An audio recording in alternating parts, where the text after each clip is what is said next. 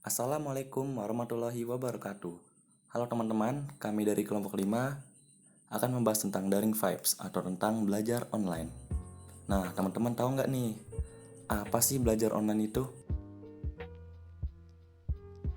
Belajar online adalah suatu pembelajaran yang dilakukan secara elektronik dengan menggunakan media berbasis komputer atau smartphone serta sebuah jaringan. Nah, selanjutnya sekarang kita lanjut pada apakah pembelajaran online tersebut berdampak pada kesehatan mental para remaja? Dampak belajar online di Indonesia. Dari data yang diperoleh dari survei penilaian cepat yang dilakukan oleh Satgas Penanganan COVID-19, menunjukkan bahwa 47% anak Indonesia merasa bosan di rumah, 35% merasa khawatir ketinggalan pelajaran, 15% anak merasa tidak aman. 20% anak merindukan teman-temannya, dan 10% anak merasa khawatir tentang kondisi ekonomi keluarga. Adapun data dari Jepang, hasil survei yang dilakukan oleh pemerintah Jepang juga menunjukkan hasil yang serupa, yaitu 72% anak-anak Jepang merasakan stres akibat COVID-19. Nah, teman-teman, berikut ini ada cuplikan video nih.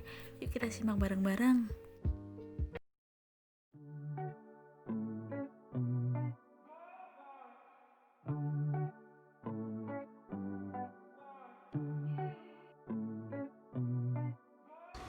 Hai, kenalin, namaku Alia. Aku mahasiswi Universitas Ahmad Dahlan. Di saat pandemi ini, kuliahku dilaksanakan secara online yang biasa disebut pembelajaran daring. Sebenarnya ada efek positif dan negatif kuliah online yang aku rasakan ini. Tapi, akhir-akhir ini aku mulai bosan dan kewalahan melakukan kuliah online.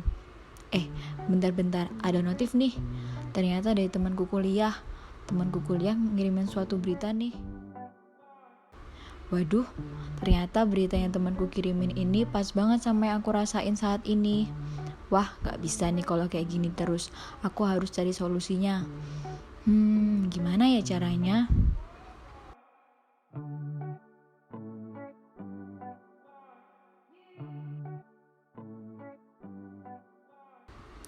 Yeay, akhirnya aku menemukan solusi mengatasi kestresan ini.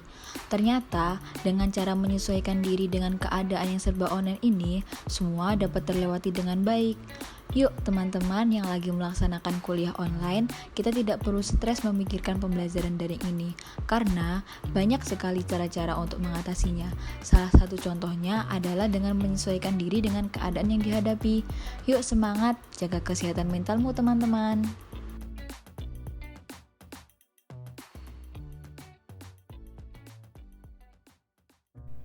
Nah, setelah teman-teman menonton video tersebut, kira-kira tokohnya mengidap gangguan apa nih? Ya, betul sekali, mengidap gangguan stres. Selanjutnya, kita lanjutkan tentang apa sih itu stres? Pengertian stres menurut Hans Selye. Menurut Hans Selye, yaitu seorang peneliti yang diberi gelar sebagai Bapak Peneliti Stres, stres merupakan perubahan pada tubuh sebagai respon dalam menghadapi beban atau tuntutan lingkungan.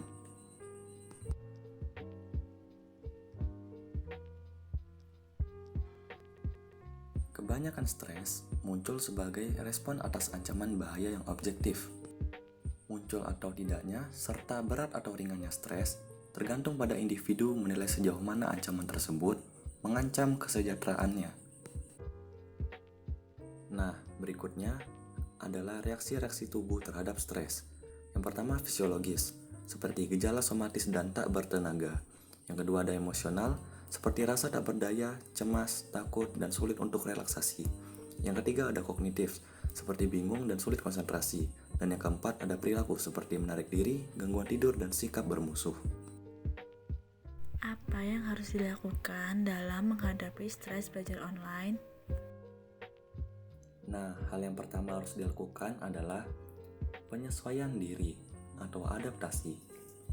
Penyesuaian diri merupakan proses yang melibatkan respon-respon mental dan tingkah laku yang menyebabkan individu berusaha menanggulangi berbagai kebutuhan, tegangan, frustasi, dan konflik batin, serta menyelaraskan tuntutan batin ini dengan tuntutan yang dikenakan kepadanya oleh dunia di mana dia hidup.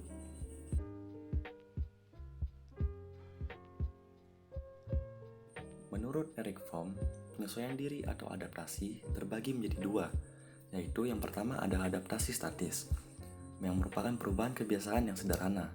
Misalnya, tokoh pada video yang mulai membiasakan cara belajar online. Yang kedua, ada adaptasi dinamis, yaitu perubahan ketika menghadapi sesuatu yang lebih serius atau menyakitkan. Misalnya, tokoh pada video yang mulai membiasakan diri dengan tugas yang menumpuk, walau harus menyita waktunya yang lain, serta menyita waktu istirahatnya. Sekarang kita akan lanjutkan kepada cara yang kedua. Cara yang kedua ini adalah buatlah diri nyaman untuk belajar. Ketika menghadiri kelas online ataupun ketika belajar online, usahakan memposisikan tubuh dengan baik agar serasa nyaman dan suasana belajar pun menyenangkan. Dan cara yang ketiga adalah menjaga pola hidup sehat, seperti berolahraga secara teratur, makan dengan teratur, dan tentunya menjaga pola tidur.